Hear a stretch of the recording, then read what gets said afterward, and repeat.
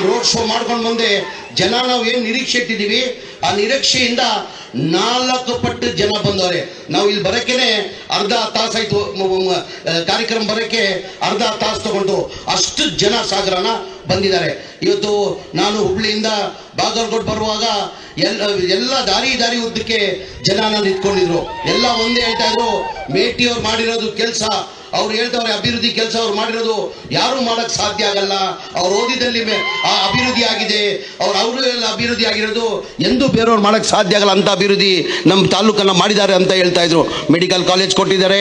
ಅದಕ್ಕಿಂತ ಹೆಚ್ಚಾಗಿ 2013ರಿಂದ 18ವರೆಗೂ ನನ್ ಬಂದಿರೋದು ಮಾಹಿತಿ ಜನ ಹೇಳಿರೋದು ಕನಿಷ್ಠ 3,500 ಕೋಟಿ ಅನುದಾನ ತಂದು ಅಷ್ಟು ಕೆಲಸನ ಮಾಡಿದಾರಂತ ಜನ ಹೇಳ್ತಾ ಇದ್ರು. ನಾವ್ ಯಾರು ನಿರೀಕ್ಷೆ ಇಟ್ಟಿಲ್ಲ, ಇಷ್ಟು ಬೇಗ ನಮ್ ಬಿಟ್ಟು ಹೋಗ್ತಾರೆ ಅಂತ ಹೇಳ್ಬಿಟ್ಟು ನಾವ್ ಯಾರು ನಿರೀಕ್ಷೆ ಮಾಡಿಲ್ಲ. ಈ ಉಪಚುನಾವಣೆ ಬರ್ತದಂತನೂ ನಾವ್ ಯಾರು ನಿರೀಕ್ಷೆ ಮಾಡಿಲ್ಲ. ಆ ಭಗವಂತನ ಇಚ್ಛೆ, ಯಾರು ಏನು ಮಾಡೋಕ್ಕಾಗಲ್ಲ. ಇವತ್ತು ಅವ್ರು ಹೋಗಿದ್ದಾರೆ, ನಾವೆಲ್ಲ ಒಂದಿನ ಹೋಗ್ಬೇಕು. ಮುಖ್ಯಮಂತ್ರಿಗಳಾದಂಥ ಸಿದ್ದರಾಮಯ್ಯ ಅವರು 5 ಗ್ಯಾರಂಟಿಯನ್ನ ಘೋಷಣೆ ಮಾಡಿದ್ರು.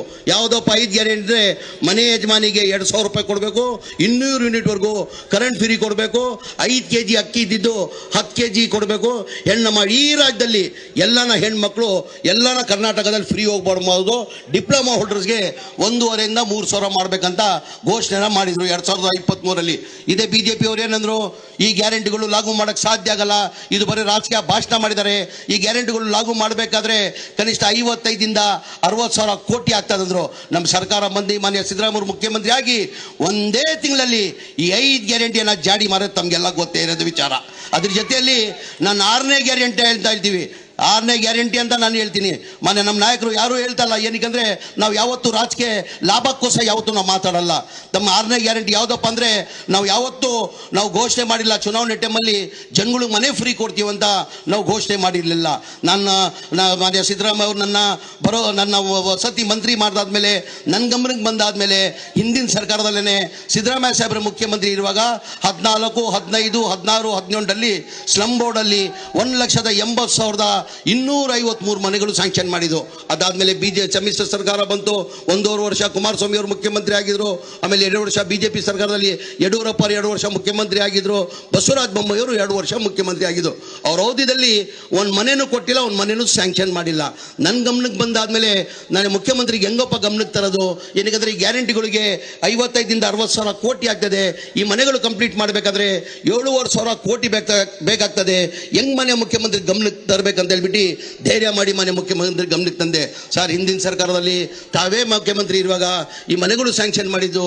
ಅದಾದ್ಮೇಲೆ ಒಂದು ಮನೆನೂ ಸ್ಯಾಂಕ್ಷನ್ ಮಾಡಿಲ್ಲ, ಒಂದು ಮನೆನೂ ಕೊಡೋಕೆ ಸಾಧ್ಯ ಆಗಿಲ್ಲ. ಜನ 4.5 ಲಕ್ಷ ಕೊಡೋಕೆ ಸಾಧ್ಯ ಆಗಲ್ಲ. ಒಂದು ಮನೆ ಕಟ್ಟಬೇಕಾದ್ರೆ 7.5 ಲಕ್ಷ ಆಗ್ತದೆ.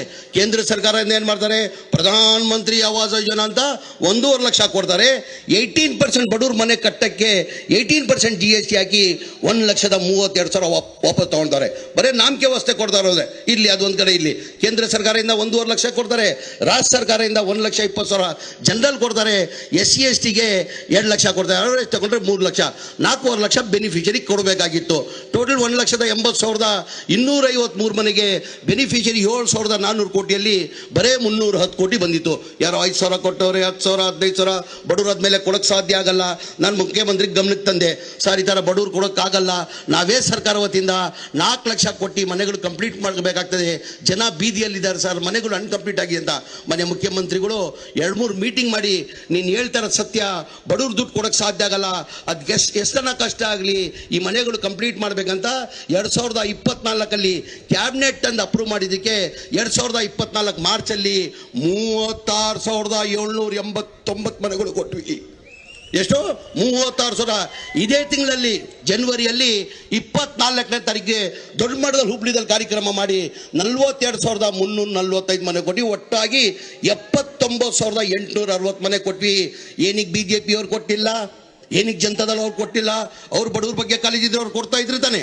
ಅಂದ್ರೆ ಬಡವ್ರ ಬಗ್ಗೆ ಸಿದ್ದರಾಮಯ್ಯ ಮಾತ್ರ ಕಾಳಜಿ ಇರೋದು ಅವ್ರಿಗೆ ಇಲ್ವಾ ಅಂತ ನಿಮ್ಗೆ ಕೇಳಕ್ ಬಯಸ್ತಾ ಇದ್ದೀನಿ. ನಾವು ಘೋಷಣೆ ಮಾಡಿಲ್ಲ, ಇನ್ನು ಇದೇ ವರ್ಷದಲ್ಲಿ ಇನ್ನು 51,000 ಮನೆ ಕೊಡ್ಬೇಕಂತ ನಾವು ತೀರ್ಮಾನ ಮಾಡಿದ್ವಿ. ದಯಮಾಡಿ ಇದೆಲ್ಲ ಅರ್ಥ ಮಾಡ್ಕೊಳ್ಬೇಕಾಗ್ತದೆ. ಬಿಜೆಪಿಯವ್ರು ಬಂದು ಮಾತ್ರ ಕೇಳ್ತವ್ರೆ, ಇವರು ಕೊಡ್ಬೋದಾಗಿತ್ತು. ತಮಗೆಲ್ಲ ಗೊತ್ತಿದ್ದಂಗೆ 2008 ಮನೆ ಯಡಿಯೂರಪ್ಪ ಅವರು ಮುಖ್ಯಮಂತ್ರಿ ಆಗಿದ್ರು. ಅವಾಗ ಜನ ಬಹಳ ನಿರೀಕ್ಷೆ ಇಟ್ಕೊಂಡಿದ್ರು. ಇಲ್ಲಪ್ಪ ಇಷ್ಟು ದಿನ ನಾವು ಜನತಾದಳ ಸರ್ಕಾರ ನೋಡಾಗಿದೆ, ಕಾಂಗ್ರೆಸ್ ಸರ್ಕಾರ ನೋಡಾಗಿದೆ, ಎಂದೂ ಬಿಜೆಪಿ ಸರ್ಕಾರ ಬಂದಿಲ್ಲ, ಇವರಿಬ್ಬರಿಂದ ಚೆನ್ನಾಗಿ ಅಭಿವೃದ್ಧಿ ಕೆಲಸ ಮಾಡ್ತಾರಂತ ಜನ ನಿರೀಕ್ಷೆ ಇಟ್ಕೊಂಡು ಮ್ಯಾಂಡೇಟ್ ಯಾವತ್ತೂ ಬಿಜೆಪಿ ಬಂದಿಲ್ಲ. ಯಾವತ್ತು ಬಿಜೆಪಿಗೆ ಮ್ಯಾಂಡೇಟ್ ಬಂದಿಲ್ಲ. 2008 ಮ್ಯಾಂಡೇಟ್ ಬಂದಿಲ್ಲ. ಯಾವತ್ತು ಇದುವರೆಗೂ ಕರ್ನಾಟಕದಲ್ಲಿ ಜನ ಅವ್ರಿಗೆ ಮ್ಯಾಂಡೇಟ್ ಕೊಟ್ಟಿಲ್ಲ. ಆಪರೇಷನ್ ಕಮಲ ಮಾಡಿ ಸರ್ಕಾರನ ರಚನೆ ಮಾಡಿದ್ರು. ಇದೇ ಮನೆ ಯಡಿಯೂರಪ್ಪ ಅವರು ಮುಖ್ಯಮಂತ್ರಿ ಇರುವಾಗ ನಮ್ಮ ಯಾರಪ್ಪ ಅವರು ನಮ್ಮ ಕೌನ್ಸಿಲಲ್ಲಿ ಯಾರು ಸರ್, ಸಿ ಟಿ ರವಿ ಇಲ್ಲ, ನಮ್ಮ ಉಗ್ರಪ್ಪ ಅವರು ಒಂದು ಪ್ರಶ್ನೆ ಕೇಳ್ತಾರೆ ಕೌನ್ಸಿಲಲ್ಲಿ. ಸರ್, ರೈತರು ಕಷ್ಟದಲ್ಲಿದ್ದಾರೆ, ದಯಮಾಡಿ ಸಾಲ ಮನ್ನಾ ಮಾಡಿ ಸರ್ ರೈತರಿಗೆ. ಅವ್ರು ಕೌನ್ಸಿಲಲ್ಲಿ ಏನು ಉತ್ತರ ಕೊಡ್ತಾರೆ? ನಂತವ ಪ್ರಿಂಟಿಂಗ್ ಮಿಷಿನ್ ನೋಟ್ ಇಲ್ಲ ಅಂತ ಮಾಡಿದ್ರೆ ರೈತರಿಗೆ ಸಾಲ ಮನ್ನಾ.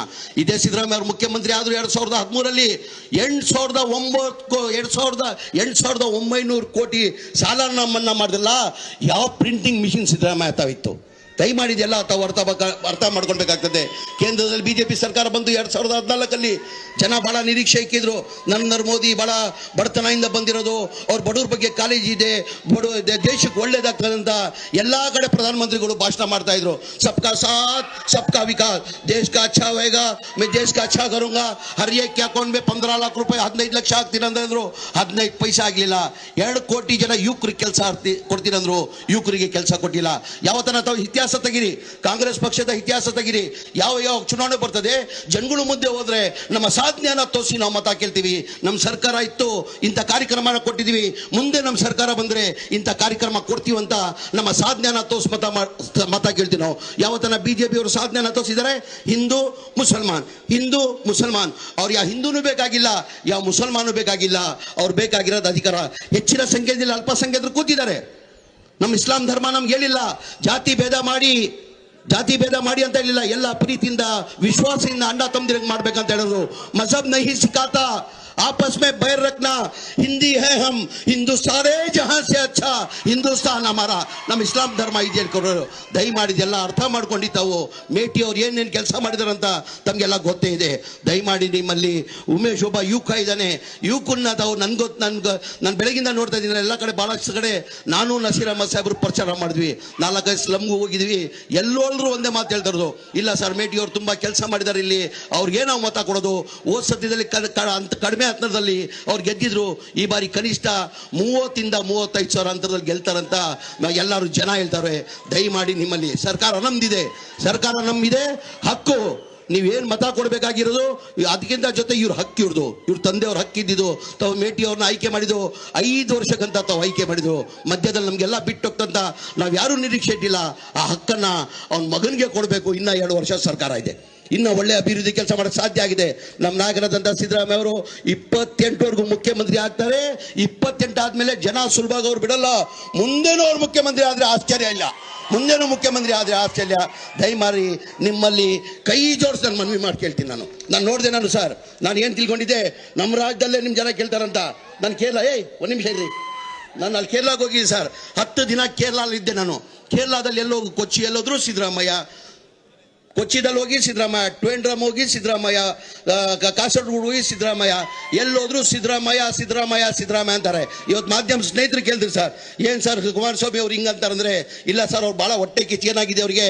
ಒಂದು 2007ರಿಂದ 2008ವರೆಗೂ ಮುಖ್ಯಮಂತ್ರಿ ಇರುವಾಗ ಕುಮಾರಸ್ವಾಮಿ ಪಾಪ್ಯುಲಾರಿಟಿ ಸಿಕ್ಕಿದ್ದು ಸಹಜ, ಅದು ಸಿಕ್ಕಿತ್ತು ಅವ್ರಿಗೆ, ಇಲ್ಲ ಅಂತ ಇಲ್ಲ.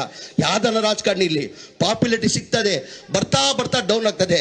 ನಮ್ಮ ಸಿದ್ದರಾಮಯ್ಯ ಸಾಹೇಬ್ರು ಹೆಂಗೆ ಹೇಳಿದ್ರೆ ಬರ್ತಾ ಪಾಪ್ಯುಲಾರಿಟಿ ಜಾಸ್ತಿ ಆಗ್ತದೆ. ನಮ್ಮ ರಾಜ್ಯ ಇಡೀ ದೇಶದಲ್ಲಿ ಎಲ್ಲ ಮನೆ ಸಿದ್ದರಾಮಯ್ಯ ಅವರಿಗೆ ಕೇಳ್ತಾರೆ. ದಯಮಾಡಿ ಇದು ಸಿದ್ದರಾಮಯ್ಯ ಮರ್ಯಾದೆ ಪ್ರಶ್ನೆ. ಉಮೇಶ್ ಅವರು ಕ್ಯಾಂಡಿಡೇಟ್ ಇಲ್ಲ, ಉಮೇಶ್ ಮೇಟಿ ಅವರು. ನೀವೇನು ತಿಳ್ಕೊಳ್ಬೇಕು, ಅವರು ಕನಿಷ್ಠ